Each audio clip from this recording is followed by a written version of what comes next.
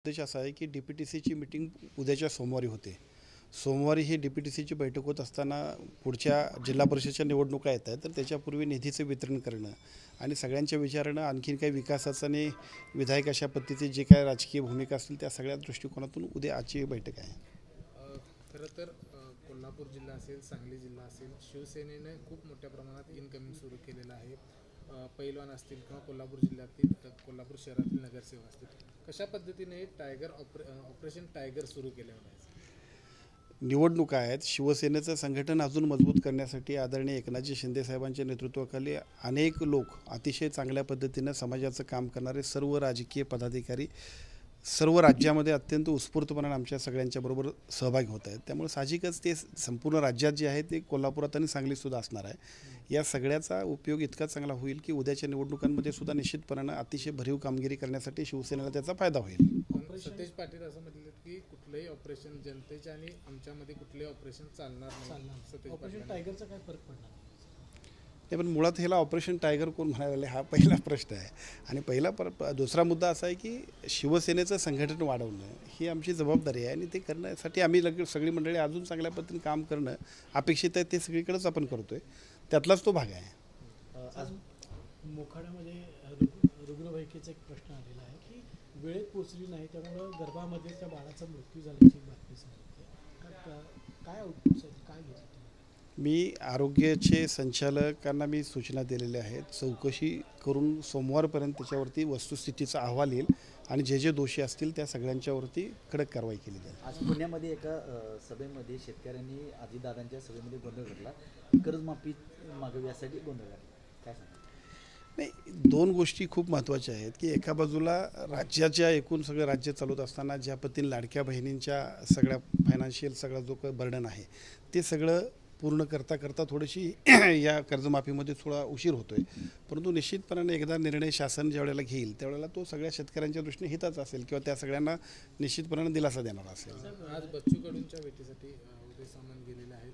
शिवसेनेबरोबर ते आले होते ज्यावेळी सगळा हा बंद झाला होता. त्यावेळी आत्ताची जी भूमिका आहे ती नेमकी काय असणार आहे शेतकऱ्यांच्या कर्जमाफी संदर्भातली बच्चू कडूंच्या उपोषणासंदर्भात? शेतकऱ्यांच्या कर्जमाफीसाठी सन्माननीय बच्चू कडू साहेब आंदोलनाला बसलेत, उपोषणाला बसलेत आणि त्यांना भेटून त्यांना विनंती करणं, कारण ते एक अतिशय चांगल्या पद्धतीनं शेतकऱ्यांसाठी काम करणारे एक लढाऊ आमदार म्हणून सुद्धा त्यांची प्रतिमा आहे. त्यामुळे एका बाजूला हा प्रश्न सुटला पाहिजे, कारण सगळेजण आपण शेतकऱ्यांप्रती आणि सर्वसामान्य नागरिकांप्रती काम करत असतो. परंतु बच्चू भाऊंचा तब्येतसुद्धा खूप महत्त्वाची आहे आणि त्यामुळे उदय सामंत साहेब विनंती करायला गेले असणार की बाबा हा आपण प्रश्नही सोडूया, पण प्रश्न सोडवताना तुमचीही काळजी घेणं गरजेचं आहे, त्यासाठी ते गेले असतील. सरकार कर्जमाफी करण्यासाठी वेळ काढून करते असं राजकीय म्हणतात.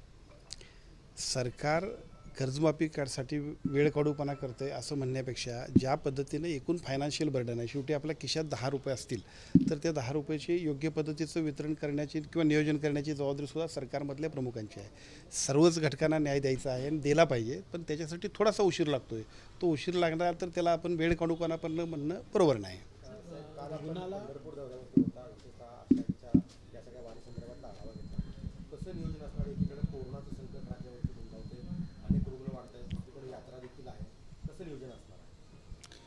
दरवर्षी महाराष्ट्राची परंपरा आहे की या वारीच्या निमित्तानं लाखो भाविक, लाखो वारकरी पांडुरंगाच्या दर्शनाला जात असतात. याच दर्शनाला जात असताना त्यांच्या आरोग्याची सुविधा आणि आरोग्याची काळजी घेणं हे आरोग्य विभागाची जबाबदारी आहे आणि अतिशय चांगल्या पद्धतीने त्याचं नियोजन करून अतिशय योग्य अशा पद्धतीचं संपूर्ण डॉक्टर्स असतील, सगळ्या बाईक ॲम्ब्युलन्स असतील, कार्डियक ॲम्ब्युलन्स असतील, आमचा 1500च्या आसपास जवळपास स्टाफ आहे की तो सगळा स्टाफ तिथं उपलब्ध करून ठेवणं, ICU उपलब्ध करून ठेवणं आणि 11th आवरला कुठलीही इमर्जन्सी आज जरी झाली तरीसुद्धा सर्व भाविकांची सोय आरोग्याच्या दृष्टिकोनातून घेणं, या काळजी घेणं, या सगळ्यासाठी कालच्या बैठकीमध्ये अतिशय चांगल्या पद्धतीचं नियोजन आम्ही केलं आहे.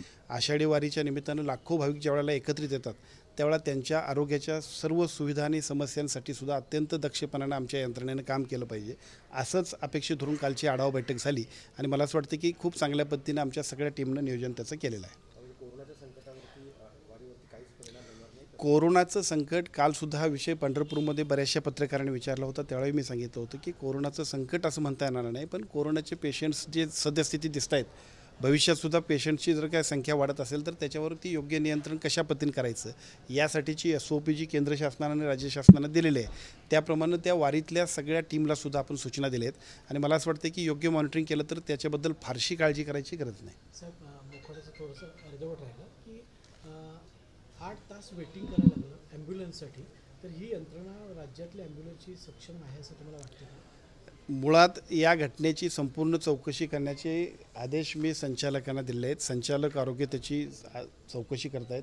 सोमवारपर्यंत जो अहवाल येईल त्याच्यामध्ये ॲम्ब्युलन्स असेल, त्याच्यामध्ये डॉक्टर असतील किंवा अन्य कोण असतील जे चुकीचे असतील त्यांच्यावरती कडक कारवाई होईल. महाविकास आघाडीचं जेव्हा सरकार होतं त्यावेळी ॲम्ब्युलन्स 108ची योजना आली होती, त्यावेळी व्यवस्थित होती. मात्र आता तिथं कुठला तरी नवीन टेंडर भरण्यासाठी ही यंत्रणा बंद पाडण्याची प्रक्रिया सुरू आहे असं सतेज पाटलांनी आवाहन केलं.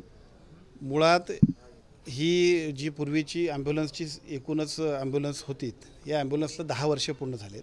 यापूर्वीच मागच्या सरकारमध्ये नवीन टेंडर या सगळेचं प्रकाशित झालं होतं.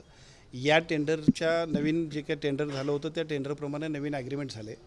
मुळातच 10 वर्ष झाल्यामुळं सुद्धा एकूणच कामकाजावरती त्याचा परिणाम होतो. त्यामुळं ॲम्ब्युलन्स बदलणं गरजेचं आहे, नवीन घेणं गरजेचं आहे. मधल्या टप्प्यात निवडणूक आचारसंहिता आणि थोडेसे कोर्टाचे सुद्धा रेस्ट्रिक्शन्स होते.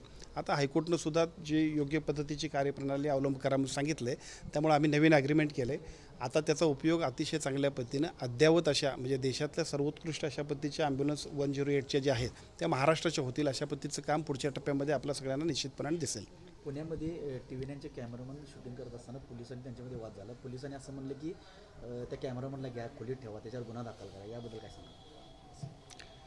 मला असं वाटतं याची वस्तुस्थिती बघितली पाहिजे. या गोष्टीची मला कल्पना नाही, परंतु असं कुठं पोलिसांनी अनावश्यक अतिरेक करू नये. वस्तुस्थिती बघून शेवटी पत्रकार हे सुद्धा महत्त्वपूर्ण घटक आहेत, त्यामुळे अशा घटना होऊ नयेत. चला धन्यवाद. शेवटचा प्रश्न, राज्यामध्ये गुन्हेगार जास्त वाढते. उदाहरणार्थ सांगलीमध्ये दर 5 दिवसाला एक खून होतं. कोल्हापूर, सांगली, सातारा या ठिकाणी व्यवस्था बिघडल्याचं दिसतंय. सध्या हे खातं गृह खातं हे मुख्यमंत्र्यांकडे, तर या ठिकाणी एक सक्षम चेहरा यायला पाहिजे असं वाटतं का? हे स्वतंत्र खातं व्हायला? राज्याचे मुख्यमंत्री हे गृहमंत्री आहेत, त्यांनी अत्यंत सक्षमपणाने ते सगळ्या गोष्टीला न्याय देत आहेत. मला असं वाटतं की त्याच्यामध्ये ज्या काही सुधारणा करायला पाहिजे त्यासाठी आपण सूचना देऊ आणि त्या निश्चितपणाने केल्या जातील. चला धन्यवाद.